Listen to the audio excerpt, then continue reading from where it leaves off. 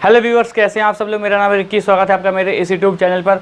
दोस्तों आज हम लोग पढ़ने वाले हैं स्टेटमेंट एंड आर्ग्यूमेंट। कल हम लोगों ने क्या पढ़ा था, स्टेटमेंट एंड कंक्लूजन, और उससे पहले हम लोगों ने क्या पढ़ा था, स्टेटमेंट एंड एजम्पशन। ठीक है, यानी कथन और पूर्व धारणा पढ़ चुके हैं, और कल हम लोगों ने पढ़ा था कथन और निष्कर्ष। आज हम लोग पढ़ने वाले हैं कथन और तर्क।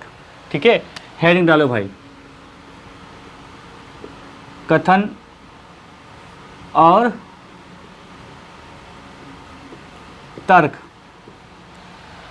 तर्क, ठीक है, तर्क यानी आर्गुमेंट। तो क्या होगा, इसमें होता क्या है कि बस उसी टाइप से होता है कि स्टेटमेंट देते हैं आपको और नीचे 2 या 3 आपको दिए होते हैं तर्क। जिसमें देखिए एक तर्क होता है नहीं, एक तर्क होता है यस, मतलब नहीं हाँ वाला। एक तर्क होता है नहीं करके, एक तर्क होता है हाँ करके। कभी कभी दोनों हाँ होते हैं, कभी कभी दोनों नहीं वाले होते हैं। तो हमें तर्क कौन सा मजबूत है, कौन सा प्रबल है, ये बताना होता है। ठीक है, यहाँ पर एक बात और मैं बता दूँ आपको, ये जो कथन होता है इसे हम लोग क्या करेंगे, अपने दिमाग में सोचेंगे। ठीक है, मतलब क्या होता है कि जो हम लोगों की लाइफ में, जो हम लोगों की थिंकिंग के हिसाब से तर्क क्या हो सकता है, यही इसमें लॉजिक है। बस अपनी लाइफ से जोड़ के हम लोग देखेंगे इसको, अपने लाइफ से जोड़ के कथन के तर्क को अपने लाइफ से जोड़ के हम लोग देखेंगे। समझ गए? तो कुछ पॉइंट बनते हैं, तो इनके मैं बता दूं। जैसे देखिए पहला पॉइंट ये है, यदि दिया गया तर्क स्पष्ट रूप से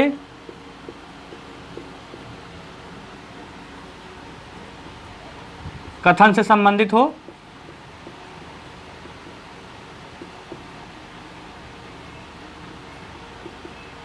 तो तर्क जो है प्रबल होगा।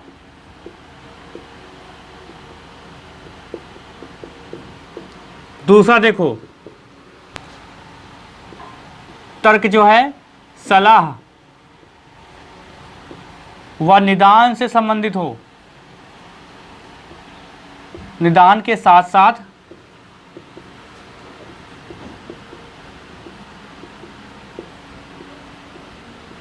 कथन से भी संबंधित हो,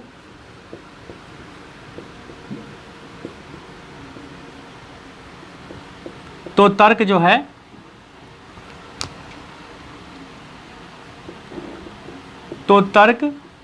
प्रबल होगा।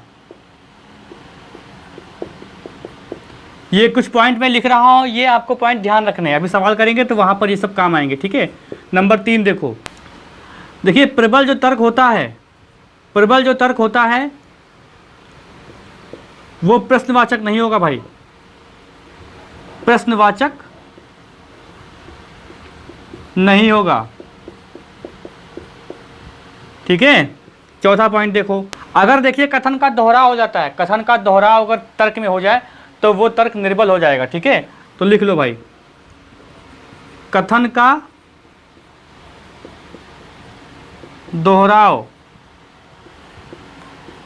तर्क को निर्बल बनाता है। पांचवा पॉइंट देखो, देश के हित में या जनहित में दिया गया तर्क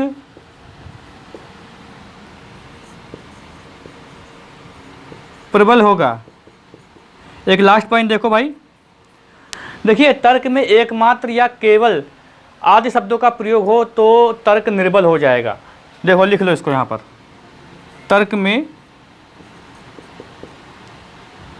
एकमात्र और केवल आदि शब्दों का प्रयोग हो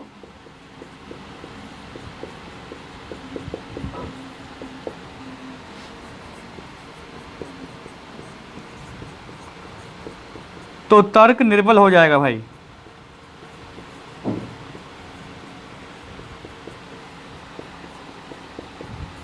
मैं देख लूँ एक बार सही से दिख रहा है भाई। ठीक है, तो मैं रिपीट कर दूं फिर से एक बार, देखिए, यदि दिया गया तर्क स्पष्ट रूप से कथन से संबंधित हो तो तर्क प्रबल होगा। भाई कथन से संबंधित अगर होगा, बिल्कुल कथन से संबंधित होगा, तो वो तर्क मजबूत होगा, प्रबल होगा। दूसरा है तर्क सलाह व निदान के साथ साथ कथन से संबंधित हो तो तर्क वो प्रबल होगा। सलाह होगी या निदान होगा तो तर्क वो संबंधित, और कथन के साथ भी संबंधित हो तो वो तर्क मजबूत या प्रबल होगा। प्रबल तर्क प्रश्नवाचक नहीं होगा, प्रश्न नहीं होगा उसके अंदर। कथन का दोहराव तर्क को निर्बल बनाता है, कथन का दोहराव नहीं हो सकता।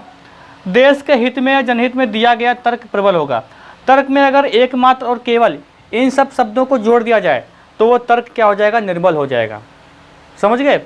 अच्छा, यहाँ पर मैं जो क्वेश्चन कराने वाला हूँ वो कराने वाला हूँ स्क्रीन पर, ठीक है। तो जहाँ पर मेरा चेहरा आपको नहीं दिखेगा, क्योंकि उन क्वेश्चन पे मार्कर और बोर्ड का काम ही नहीं है, बस पढ़ के आपको समझाना है, ठीक है। तो वो आसान रहेगा। मैं आपको, क्योंकि मैं लिखूंगा क्वेश्चन को तो फिर लिखूंगा, बाद में समझाऊंगा तो काफ़ी समय लगेगा, मेरा भी आपका भी। तो सीधे सीधे क्या करेंगे, हम लोग स्क्रीन पे आते हैं और क्वेश्चन को सॉल्व करना स्टार्ट करते हैं, ठीक है। चलिए भाई, आते हैं स्क्रीन पर। चलिए क्वेश्चन देखिए, बहुत ही ध्यान से क्वेश्चन देखिए। और पहला प्रश्न देखिए क्या है। क्या हमें स्कूल में, ये कथन देखिए ऊपर लिखा हुआ है, क्या हमें स्कूलों में यौन शिक्षा देनी चाहिए? क्या हमें स्कूलों में यौन शिक्षा देनी चाहिए? देखिए यहाँ पर क्या होगा कि हम लोग अपने दिमाग से भी सोचेंगे, अपनी लाइफ से भी जोड़ के देखेंगे यहाँ पर। तो देखिए इसका निष्कर्ष यानी तर्क क्या दिया हुआ है, हाँ निश्चित ही सभी प्रगतिशील देश ऐसा करते हैं, नहीं कम से कम सह शिक्षा वाले स्कूलों में नहीं। तो देखिए तर्क क्या हो सकता है, आप सोचिए कि क्या हमें स्कूलों में यौन शिक्षा देनी चाहिए, तो इसका तर्क ये हो सकता है कि सभी प्रगतिशील देश ऐसा करते हैं तो क्या हम लोग भी ऐसा करेंगे? ऐसा कोई तो ज़रूरी तो नहीं है, तो ये कोई तर्क नहीं हुआ, तो ये गलत कर दिया, ठीक है। ये तर्क निर्बल हो गया, मजबूत तर्क नहीं है, ये निर्बल हो गया। तो फिर देखिए दूसरा, देखिए नहीं कम से कम सह शिक्षा वाले स्कूलों में नहीं। तो आप सोचिए क्या यौन शिक्षा लड़कों के लिए नहीं हो सकती क्या? हैं भाई, लड़के लड़कियों दोनों के लिए होती है। तो सह शिक्षा मतलब को एजुकेशन होता है, ठीक है, यानी जहाँ पर दोनों लोग पढ़ते हैं। तो इसका मतलब ये भी सही नहीं है। तो ये दोनों तर्क जो हैं आपके हिसाब से, हमारे हिसाब से तर्क सही नहीं है। जो इन्होंने ऊपर बताया, समस्या जो प्रॉब्लम बताई, क्या हमें स्कूलों में यौन शिक्षा देनी चाहिए, तो इसके जो तर्क आए हैं, आर्गूमेंट आए हैं, ये सही नहीं है। भाई देनी चाहिए ये तो सही है, लेकिन तर्क किस तर्क पे देनी चाहिए, क्या ये तर्क दोनों सही हैं, ये पूछा गया। तो निश्चित ही सभी प्रगतिशील देश ऐसा करते हैं, तो भैया ये कोई ज़रूरी नहीं है कि सभी देश ऐसा करते तो क्या हम भी करेंगे? कोई लॉजिक नहीं लगा। कम से कम सह शिक्षा वाले स्कूलों में नहीं, तो ऐसा कोई ज़रूरी नहीं है। दोनों लोगों को, लड़के लड़कियों दोनों को ज़रूरत होती है यौन शिक्षा देने की, ठीक है। अगला प्रश्न देखो, क्या उत्पादनों के विज्ञापनों पर रोक लगा देनी चाहिए? क्या उत्पादनों के विज्ञापनों पर रोक लगा देनी चाहिए, ये पूछा गया। ये एक प्रॉब्लम आई है भाई हम लोगों के सामने। तो इसके तर्क क्या हो सकते हैं बताइए। पहला तर्क ये नहीं, यहाँ तो विज्ञापन का ज़माना है, जब तक आपके विज्ञापन आपके प्रतिस्पर्धियों के विज्ञापनों से बेहतर ना हो, उत्पादनों की बिक्री नहीं होगी। क्या कहा गया है? बिक्री नहीं होगी। तो भैया बिल्कुल सही है ये भाई तर्क। भाई आप ही सोचिए कि यहाँ तो विज्ञापन का ज़माना है। आप भी सोचिए, जब दुकान पे अगर जाते हैं, कोई शैम्पू अगर आपको दिख जाता है जिसका विज्ञापन आपने कभी ना देखा हो, और आप इतने जागरूक हैं, तो आप वो शैम्पू नहीं लेंगे, कहेंगे इसका विज्ञापन भी कभी देखा है मैंने, जिसको ले लूँगा। हेड एंड शोल्डर दो, ठीक है, क्लिनिक प्लस दो। तो भैया विज्ञापन का ज़माना है, जब तक आपके विज्ञापन आपके प्रतिस्पर्धियों के विज्ञापनों से बेहतर ना हो, उत्पादन की बिक्री नहीं होगी। सच्ची बात है ये। तो ये तर्क बिल्कुल सही है। हाँ, विज्ञापनों पर खर्च किया गया धन काफ़ी भारी होता है और यह उत्पादन की लागत बढ़ाता है, ये भी सही है। हाँ, रोक देना चाहिए, क्योंकि देखिए रोक देना चाहिए तो नहीं यहाँ पर आया, मैंने बताया हाँ और नहीं दोनों वाले आते हैं, और यहाँ पर हाँ आया। तो अगर नहीं है तो क्या, तो कारण क्या हो सकता है, और अगर हाँ है तो कारण बताइए क्यों। तो जो नहीं आपने बताया, तो नहीं का जो कारण आपने बताया कि नहीं, तो ये भैया सही है। नहीं के स्थान, नहीं के लिए ये जो कारण आपने बताया, यहाँ तो विज्ञापन का ज़माना है, ये सही है। और आपने क्या कहा? हाँ, बंद कर देना चाहिए। तो हाँ के लिए आपने बताया, तो इसका कारण बताओ। तो विज्ञापनों पर जो खर्च किया गया धन काफ़ी भारी होता है और यह उत्पादन की लागत बढ़ाता है। बिल्कुल सही है भाई। आपको क्या लगता है, विज्ञापन का जो खर्च होता है वो क्या अपनी जेब से देता है कोई उद्यमी? वो भैया उसका प्राइस बढ़ा देता है, ठीक है, महंगी चीज़ें हो जाती हैं, जिसका चलते विज्ञापन आता है वो चीज़ महंगी नहीं होती हैं। अगला देखो, क्या विद्यालय में शिक्षा के लिए सभी को आर्थिक सहायता देनी चाहिए? क्या विद्यालय में शिक्षा के लिए सभी को आर्थिक सहायता देनी चाहिए? तर्क देखिए, तर्क यह है कि इसमें बड़ी संख्या में लोगों को सहायता मिलेगी क्योंकि जनसंख्या का बड़ा हिस्सा मध्यम वर्ग और निचले वर्ग में आता है। आप सोचिए, क्या ये आप सही सोच रहे हैं? आपसे मैंने पूछा तो आपने कहा हाँ, इससे बड़ी संख्या में लोगों को सहायता मिलेगी। आप क्या कहेंगे? इससे लोगों में सहायता मिलेगी। अब देखो दूसरा, देखो नहीं, इसमें नकद से निर्बद्ध राजकोष पर बोझ बढ़ेगा। तो क्या ये सही है? बोझ बढ़ेगा, ऐसा कुछ होने वाला है क्या? क्या ऐसा कुछ होने वाला है? भाई नहीं, इससे नकद में निर्बद्ध राजकोष पर बोझ बढ़ेगा। अपनी लाइफ से जोड़ के देखिए, क्या ये तर्क आपको सही लग रहा है? अगर आपके सामने ये दुविधा आई हो, आपसे पूछा जाए तो क्या आप ये वाला तर्क बताएंगे? अगर आप बहुत समझदार हैं तो। भाई मदद लोग तब करते हैं जब उनके पास कुछ होता है। इससे नकद में निर्बद्ध राजकोष पर बड़ा बोझ बढ़ेगा, ये क्या बात हुई? तो ये कोई तर्क नहीं हुआ। तर्क ये हुआ कि इससे बड़ी संख्या में लोगों को सहायता मिलेगी। ये तो बात सही है भाई, अगर विद्यालय के लिए शिक्षा को आर्थिक सहायता देते हैं तो इससे बड़ी संख्या में लोगों को सहायता मिलेगी, ये तो बात सही है, क्योंकि जनसंख्या का बड़ा हिस्सा मध्यम वर्ग और निचले वर्ग में आता है, और ये बात बिल्कुल सही है। अगला देखो, क्या सरकार को कृषि आय पर भी टैक्स लगाना चाहिए? क्या सरकार को कृषि आय पर भी? ये प्रॉब्लम है जो आपसे पूछी जा रही है। आपको क्या है, अपनी लाइफ से जोड़ के देखना है, ठीक है। ये तर्क जो होते हैं अपनी लाइफ से जोड़ के देखे जाते हैं। क्या सरकार को कृषि आय पर भी टैक्स लगाना चाहिए? ये एक चर्चा का विषय है। तो आपसे पूछा गया है तो आप कहेंगे हाँ, सरकारी खजाने में बढ़ोतरी करने का यही एक तरीका है, यही एक तरीका है। मैंने बताया कि एकमात्र या केवल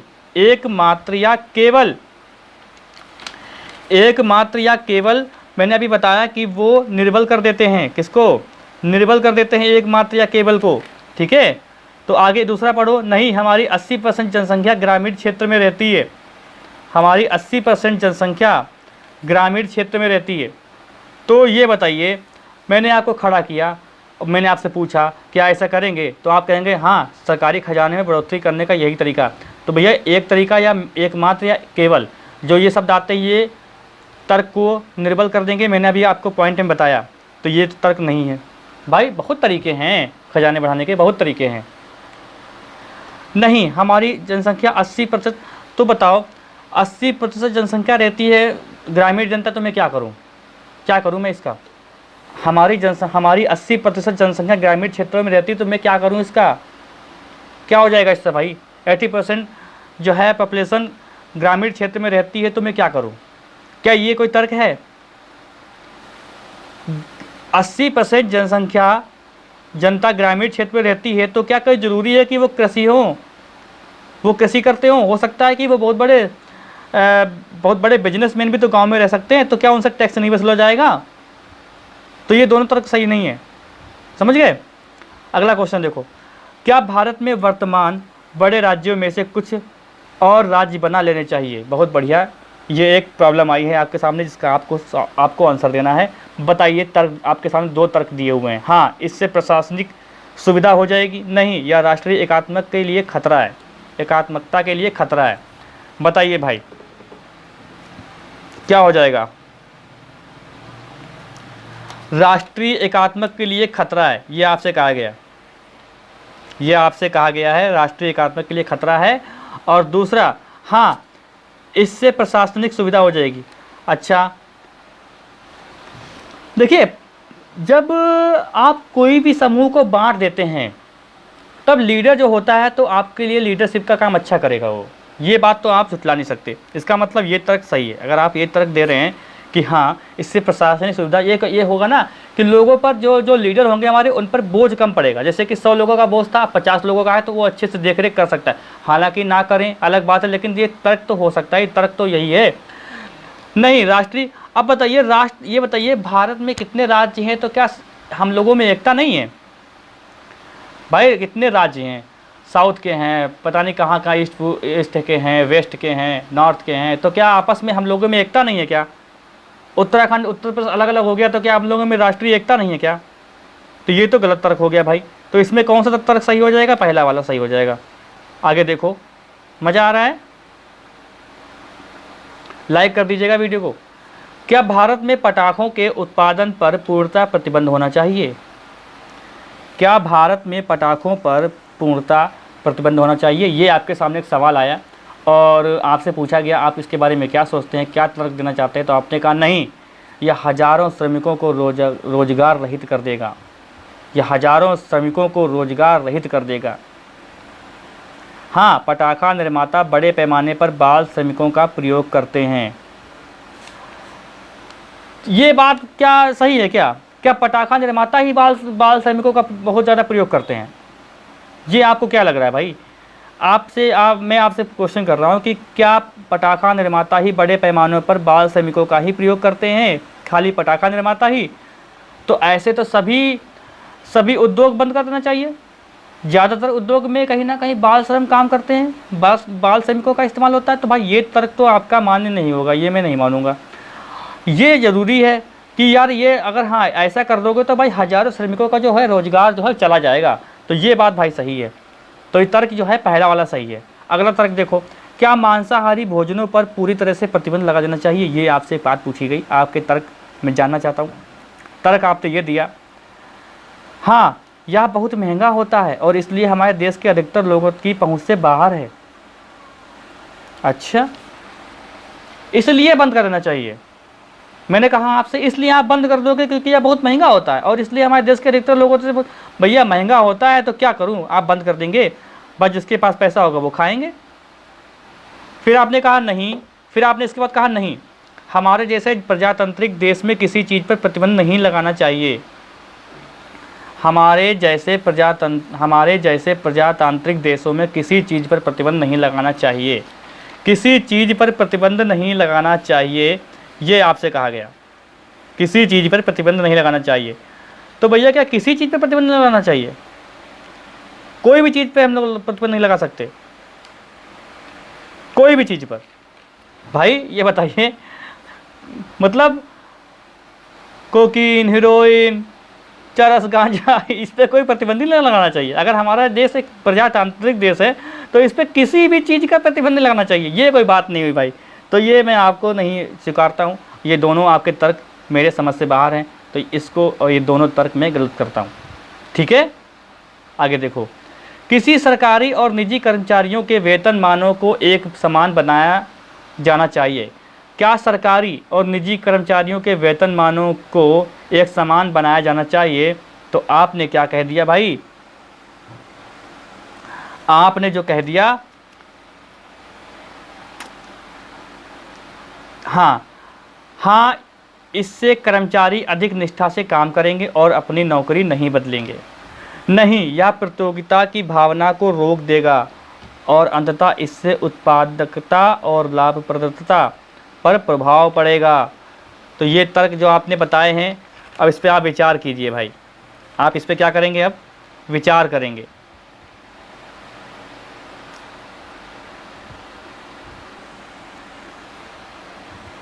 तो हाँ, इससे कर्मचारी अधिक निष्ठा से काम करेंगे और अपनी नौकरी नहीं बदलेंगे। नहीं, प्रतियोगिता की भावना को रोक देगा और अंततः इससे उत्पादकता और लाभप्रदता का प्रभाव पड़ेगा। बताइए भाई,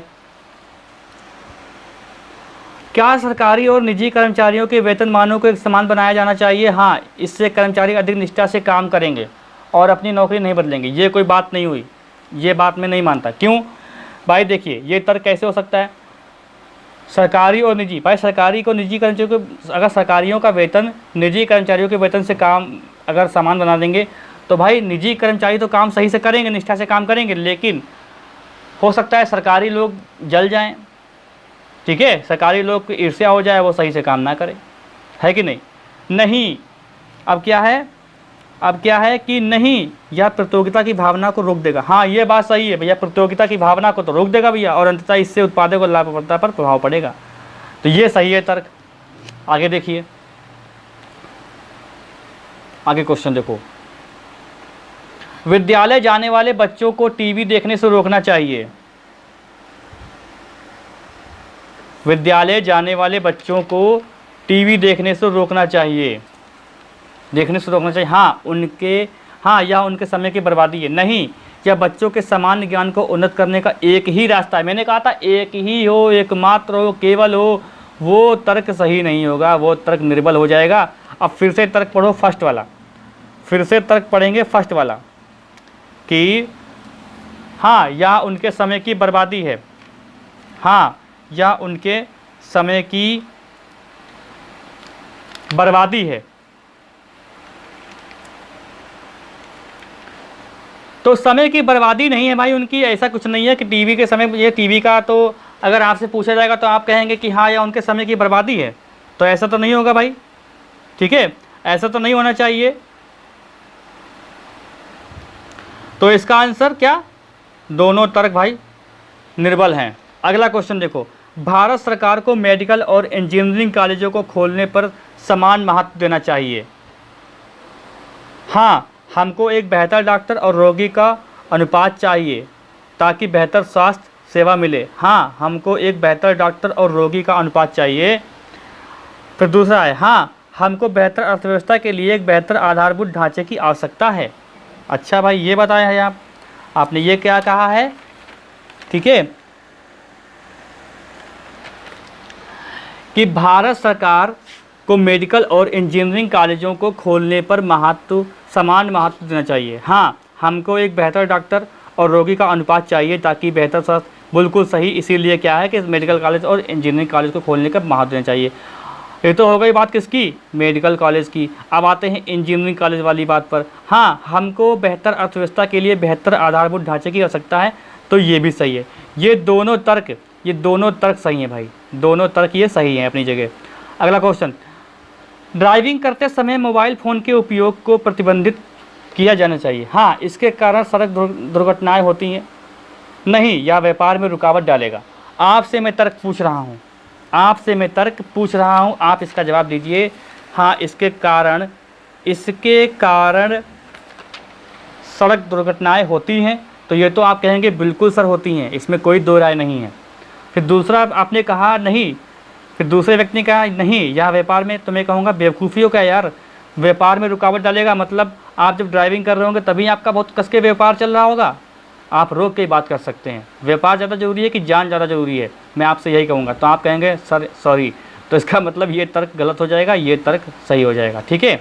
अगला देखो, क्या भारत को वैज्ञानिक अनुसंधान पर ज़्यादा खर्चा करना चाहिए। क्वेश्चन है, क्या भारत को वैज्ञानिक अनुसंधान पर ज़्यादा खर्च करना चाहिए, बताइए भाई। हाँ, वैज्ञानिक अनुसंधान से उन्नत प्रौद्योगिकी में मदद मिलती है। नहीं, क्योंकि भारत को हाल ही में बीते समय में कोई भी नोबेल पुरस्कार नहीं मिला। अच्छा, नोबेल पुरस्कार नहीं मिलेगा तो आप लोग क्या करें, कहेंगे सर इन पर ज़्यादा खर्च ना करो।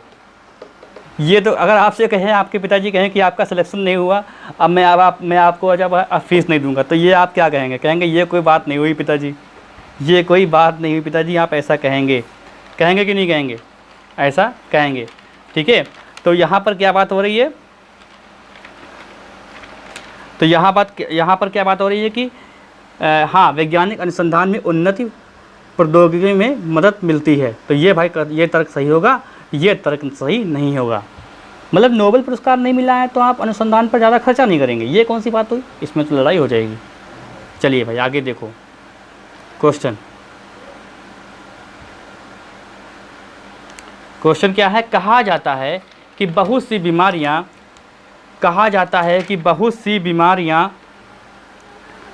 जल जनित होती हैं। कहा जाता है कि बहुत सी बीमारियां जल जनित होती हैं। यदि हम लोग बोतल के मिनरल पानी का उपयोग करें तो यह स्वास्थ्य संबंधित बीमारियों को कम कर देगा। डॉक्टर पटनायक। कहा जाता है कि बहुत सी बीमारियां जल जनित होती हैं, यदि हम लोग बोतल के मिनरल पानी का उपयोग करें तो यह स्वास्थ्य संबंधित बीमारियों को कम कर देगा। डॉक्टर पटनायक बोले हैं भाई ये बात। तो निम्न कथन में से कौन सा कथन डॉक्टर पटनायक के कथन को कमज़ोर करता है। रिपोर्ट मिली है कि आजकल बोतल का पानी शुद्ध नहीं रहा क्योंकि इसमें दूषित पानी मिलाया जा रहा है, ठीक है। लगभग 92% लोग नल के पानी का प्रयोग करते हैं जिसके कारण फूड पॉइजनिंग की समस्या होती है। बोतल के मिनरल वाले पानी में नल के पानी की तुलना में विषाक्त कण कम मात्रा में पाए जाते हैं। स्वच्छ खाने तथा पानी की अपेक्षा बिना धुली सब्जियों का प्रयोग तथा अस्वच्छ हाथों से खाने के कारण बीमारियां हो सकती हैं। तो बताइए भाई इसका आंसर क्या होगा। पूछा क्या गया है यहाँ पर, ध्यान रखिए, कथन को कमज़ोर करता है, प्रबल नहीं करता है, कथन को कमज़ोर करता है भाई, ये पूछा गया है। तो कथन को क्या कमज़ोर करता है, फिर से पढ़ लो। कहा जाता है कि बहुत सी बीमारियां जल जनित होती हैं। यदि हम लोग बोतल के मिनरल पानी का उपयोग करें तो स्वास्थ्य संबंधी बीमारियों को कम कर देगा। रिपोर्ट मिली है कि आजकल बोतल का पानी शुद्ध नहीं रहा, क्योंकि इसमें दूषित पानी मिलाया जा रहा है। भाई यहाँ पर आओ तो देखो क्या कह रहा है। जब उसने कह दिया है कि हम लोग बोतल के मिनरल पानी का उपयोग करें, तो भैया ये बताओ ये कैसे सही हो जाएगा। ये तो निर्बल हो जाएगा, ये कथन को निर्बल कर रहा है कि रिपोर्ट मिली है कि आजकल बोतल का पानी शुद्ध नहीं रहा क्योंकि इसमें दूषित पानी मिलाया जा रहा है। जबकि कहा गया है कि यदि हम लोग बोतल के मिनरल पानी का प्रयोग करें तो स्वास्थ्य संबंधी बीमारियों को कम कर देगा, ये कहा गया। लगभग 92% लोग नल का पानी पी रहे हैं, ये तो बात सही है। तभी तो डॉक्टर ने कहा है, डॉक्टर पटनायक ने, बोतल के मिनरल वाले पानी में नल के पानी की तुलना में विषाक्त कण कम मात्रा में पाए जाते हैं। अच्छा, स्वच्छ खाने तथा पीने की अपेक्षा बिना धुली सब्जियों का प्रयोग अस्वच्छ हाथों से खाने की बीमारियां हो सकती हैं। बताइए भाई। तो देखिए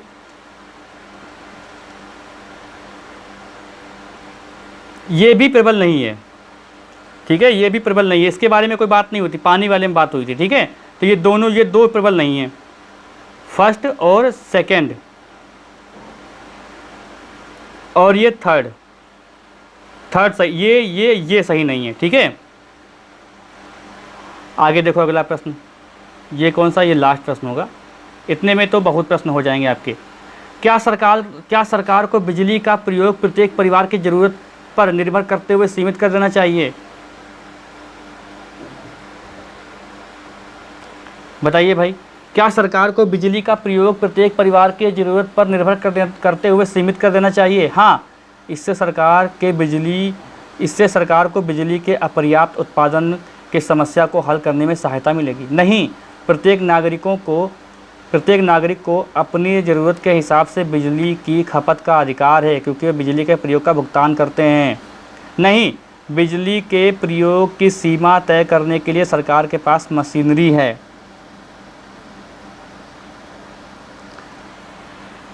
अच्छा ये बताओ, नहीं, प्रत्येक नागरिकों को अपनी ज़रूरत के हिसाब से बिजली की खपत का अधिकार है, क्योंकि वे बिजली के प्रयोग का भुगतान करते हैं। लेकिन एक बात और भी है कि जिससे क्या है कि परिवार में इतनी बिजली की आवश्यकता नहीं है, तब भी आप फालतू की बिजली जला रहे हैं, तो ये तो गलत बात है। नहीं, बिजली के प्रयोग की सीमा तय करने के लिए सरकार के पास मशीनरी है, ये तो नहीं है ऐसी बात। लेकिन ये कथन सही है, ये तर्क जो है आपका, हाँ, इससे सरकार को बिजली की अपर्याप्त उत्पादन की समस्या को हल करने में सहायता मिलेगी, ये तर्क सही रहेगा। ये तर्क जो है, ये आर्गूमेंट है, यही आपका जो है सही रहेगा भाई, ठीक है। तो ये पूरे हो गए प्रश्न आपके। तो ये आपका हो गया कथन और तर्क, ठीक है, स्टेटमेंट एंड आर्गूमेंट। कल जो पढ़ेंगे वो नया चैप्टर होगा रीजनिंग का, ठीक है। लॉजिकल रीजनिंग हम लोगों ने अच्छे से पढ़ ली है, अब हम लोग कल पढ़ेंगे नई चीज़। देखिए, जो लोग चैनल पर नए हैं वो कृपया चैनल को सब्सक्राइब जरूर कर लें, बेल आइकन दबा दें, जिससे आपको वीडियो का नोटिफिकेशन मिलता रहे, और वीडियो को शेयर किया करें ज़्यादा से ज़्यादा। अच्छा लगा हो तो लाइक कीजिएगा, ठीक है। कोई सवाल अगर आपको होता है इससे संबंधित या किसी चीज़ से संबंधित, तो आप लोग कमेंट में कमेंट कर सकते हैं, कमेंट बॉक्स में कमेंट कर सकते हैं। मिलते हैं हम लोग अगली क्लास में।